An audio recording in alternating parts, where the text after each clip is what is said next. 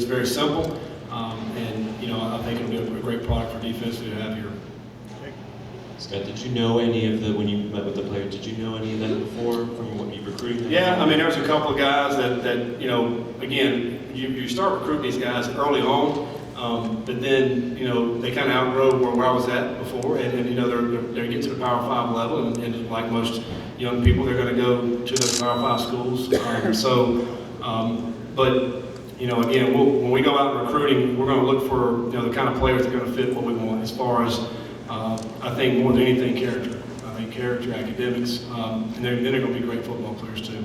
How much do you know about what they've done this year, and when you get down to it, change and turn around, what are the first steps? Yeah, I mean, I think there's obviously, we gave up a lot of points last year, and that's going to be a #1 priority, to be able to slow teams down and not keep them out of the end zone. And then offensively, I think, what I've always done offensively is try to gear to the talents that we have. And so once we get in here and we see what talents we have, we're going to try to get the ball in the hands of the playmakers, wherever they are. We want to be balanced. We want to be able to run the football, because I think if you're having a bad day passing, you can lean on that run and still be able to win football games. But if we need to throw 350 yards a game to win a game, that's what we'll do. If we need to rush for 350, we'll do that. We want to win football games. But at the end of the day, which is crazy, because you go back and look offensively for us the last 5 years, it's pretty balanced, throwing and running. And, but I think it's going to come down to the playmakers that we have offensively, how we get the ball to them. Coach, how much do you know? Many people in this room probably want the answer to this question. How much do you know about the rivalry with Kentucky? And what do you think of big-time games, in-state games such as that? I can't wait. I can't wait to play Kentucky. That's going to be awesome. I know, I grew up in North Carolina, so Duke, Carolina, the rivalry was huge right there. And then I went to coach at Toledo for 1 year, and I found out about Ohio State, Michigan, how bad that rivalry was. So the Louisville, Kentucky, I can't wait. I can't wait for that. To me, it's kind of like for us what happened was really Georgia Southern. That was our big rivalry. We both made the jump at the same time. And that week it's a little bit more sense of urgency. It's a little bit more attention to details. A little bit more of everything when you're playing those rival games that week. I can't wait for those. Those are games that obviously the fans love. Can't wait to get in. A lot of trash talking going back and forth. But going out and playing those games are huge for us. I think it's huge for us too, because you win those games, it helps in recruiting. I mean, we got to win the battles right here in the state of Kentucky and Ohio, and then down in the southeast. And so you got to be able to win those games in order to help tell those recruits, hey, you come into a winner. Let's go. Take a couple more, Gentry, and over here. Yeah, Scott, take me through the process from Saturday's game until today. You mentioned you've been a whirlwind and you were in New York. When did you first? Yeah. I told our team last week, I really never had to really talk to our team about this, but I told our team, I'm not talking to anybody until we play and win a conference championship, because that's my obligation. And so we won the game Saturday. Sunday I met with Vince and then for a few hours, and then came back to Boone, and then Beth and I left for New York Monday morning. So where I was at in Boone, it's 2 hours to the airport. So it's not easy. We had to drive 2 hours to Charlotte, fly to New York. We get to New York, and then we check in the hotel about 4. I get a phone call that evening from Vince, and then I'm like, okay. So we're in New York, and I need to meet with my team. So we tried to get a flight out of there last night, which was at 9:55. We got back to Charlotte at midnight. I got back to Boone at 2:30 in the morning, and then met with our team this morning at 7:30. Hopped on a plane in Hickory, North Carolina, about lunchtime, and came over here. And so today, we've kind of been just touring around, looking at facilities, meeting a lot of great people. Everybody's been so awesome, open arms, and I can tell it's going to be a great community, and we're so excited to be here to get to meet so many more people that are going to help us on this journey. How much emphasis, Coach over here, how much emphasis will you place on recruiting the city of Louisville? Huge. I mean, it's huge for us. There's some great talent here. Again, that's why I'm talking to the high school coaches that are right here in Louisville, that they're welcome to come, watch us practice, come over here. We're going to set up some things this spring, during spring practice, to where we're going to open up the high school coaches.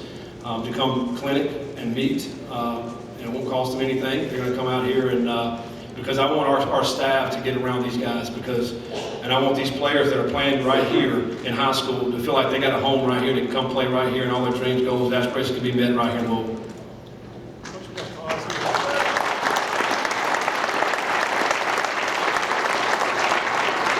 Stand up there and answer any, if you've got time for a couple questions for Vince, if y'all had anything. Raise your hand if you have one. Tim?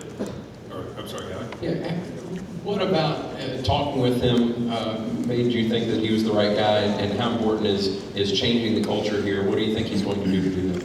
Well, I think that you get through the conversation, you know the metrics before you get on the phone. But you got to understand how he got those metrics, how they succeeded, and then how did he develop people, how did he develop his staff. We went through, I've got a page of notes that I kind of go through methodically, and then answers generally lead more questions, just like in your business. And you got to have a good sense of things, but I think you have to have, first off, you got to stay, as I said, you got to stay within your criteria.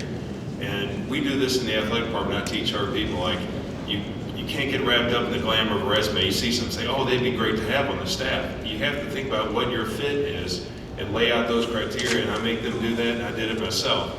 And as I get through that conversation by some leading questions and so forth, and then hitting on, did it come back and did I feel like he was the fit, and did I need to have another conversation, and I felt like I got there. Culture-wise, I think you heard some of Scott's comments. So somewhere he echoed to me and to the team today.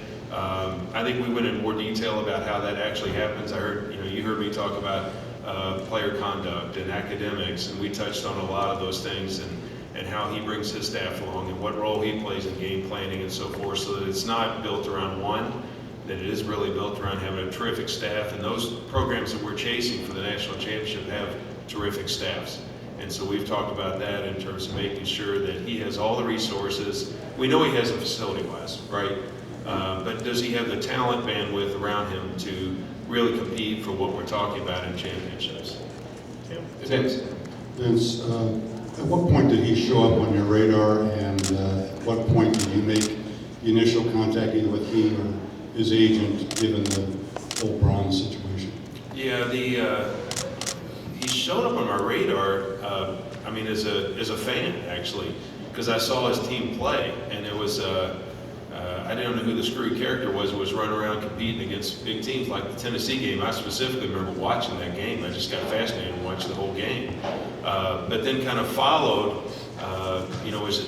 when you're in this role, you never know when a coach is going to be poached, so you have to be looking at who might be, and Scott was fascinating to me. So when I made the decision with Bobby, I actually was on the phone with agents pretty quickly. Jimmy Sexton represents he has a great stable of coaches, and Scott's one of them. And I'm trying to think of the exact time that I talked to him, but it was early. I asked about Scott right away, and he had, I'm not trying to throw Jimmy under the bus, but he had some other coaches to talk about. I said, no, I want to talk about Scott Satterfield. And that's one I want to talk about. And Clint Dowdle, who is another agent in the Jimmy Sexton team, works directly with Scott. So I got to ask him a lot of questions about him, character questions, other questions, interest in being a part. And then I called Doug Gillen, which doesn't happen all the time. When I've called these ADs, that's one thing that, even Mike Babinski would say that. Not only did I call him to ask permission, I called him after to thank him for that permission after the process was stopped there. But with Doug, I called him, reached out, we had a great conversation, and he had amazing things to say about the family, and as much as Scott. So it was music to my ears. It became more validating before he and I got to talk X's and O's. We're here. Vince, since you volunteered, I guess the patience questions for you, and kind of like you got your guy, what do you expect? I wouldn't volunteer it. No, the thing that, and you got to remember, I'm selling too, right? I know we have great things to sell here, and our resources and our fan base, on facilities and the league. There's so many positive things to throw out to a prospective head coach that wanted this, and that's why so many reached out to me before I could reach out to them. But the one thing that was clear to those coaches, and I think clear to Scott, is the type of rankings that our recruits have had. When they came in here, that talent's, there's a lot of that still here. And a lot of it got to play, had a lot of reps this year. And as I took him through, particularly the most recent freshman class, we went through, I went through the offense and defense of how many games they played in and who was, in some cases, starting. I mean, a lot of these guys got good reps, Tutu and Hassan, and I think Yasir's got great upside. And I'm not trying to not mention others, but there was a lot of guys who showed great ability going forward, even on the line. Jarrett and Allen on the defense line. There's a lot of talent to mix in with the sophomore class was how they recruited, and the juniors. Jonathan Grenard is a special talent, NFL type, and it teaches the young kids. And I think having another class, albeit a smaller one, stapled with those provides us an opportunity to compete right away. I think that we're going to be hunting bowl games next year, and then I think we just see how far they go and how far what Scott can develop in that locker room will allow these guys to believe they can accomplish even more. We dropped in wins, we didn't drop that much in talent, is my belief. And I think the locker room feels the same. That when you put the talent, compared the sidelines together versus the scoreboard, there was a disparate difference there for sure, but it wasn't the talent level as much as it was the scoreboard in my mind. I think Jody and Howie, and wrap this up. Hey, Jody. Two-part. First of all, you mentioned last Thursday about character and some guys that you crossed off your list because of that. How important was that in this, and what do you feel like you're getting, not only character, but family? And the second part, since you've taken your test, you're going to try to talk him into keeping you on staff as an assistant? I think the AD pays a little more than what he wants to pay me as an assistant. But no, I'll go with the second one first. I've enjoyed the recruiting. I've enjoyed being on the phone. I've spent a lot of time on the phone with our recruits, commits, and those that are committed elsewhere. I've enjoyed being in the offices of our head coaches around the city and still have more to see.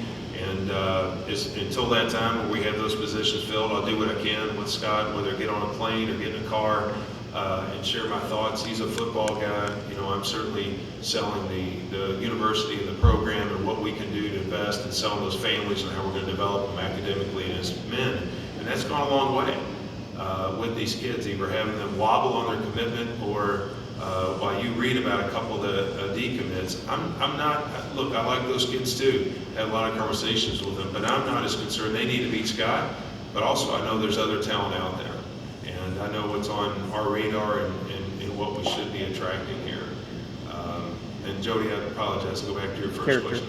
Yeah, the character side of it is certainly important. I didn't create a program in the School of Business and fund it around ethical leadership excellence and integrity and making the right decisions and talking about what you foster inside of any company or any athletic program just for grabs and giggles. I mean, it's serious. It's the way I go about things, and I think that when I got into this process, when I looked at some of those coaches who have terrific success, these are veteran coaches, have much more experience than even Scott has, and have had success at a high level in Power Fives. But when there's something out there that makes me nervous, they quickly come off the list. Either I told their agents straight up, I can't do this because of this scenario that I'm aware of, and I think the agents became clear what I was looking for, because when they stopped trying to throw any and everybody out, they were like, okay, this guy's he's got a narrow focus on what he wants. And I think that over this last couple of weeks, 2.5 weeks, whatever it is, that it became clear the type of person we're looking for and those type of calls stopped. And so what was the moment like when you offered him the job officially to say, I want you to be my football coach? Well, my head was so clogged I couldn't hear him, if he accepted or not. In all seriousness, I mean, when I was talking to Scott, it was it's fun, right? You feel mutual love for the situation and the decision. And I felt like when I was calling him, he was as anxious to hear my voice as I was his, and that sounds a little corny. And maybe Scott could speak to it, but it might be corny. But I mean, in all seriousness, it's exciting when you feel like you have that fit in life, whatever it was, maybe your partner in life or whatever. But in this one, we've been thoughtful. I had the same feeling when Holly April said yes. Scott Teeter, we convinced him and his wife, who was a physician, to leave her job and come down here so he could coach lacrosse. And then obviously Chris the same notion in difficult circumstances in basketball, and this one felt as good or better. It really did, because I felt that strongly about Scott and my belief in him, and I'm anxious to support him in that role. So it's a terrific feeling today, and I hope our fans feel the same. Great, thank you, Vince, and thanks again to everyone for being here.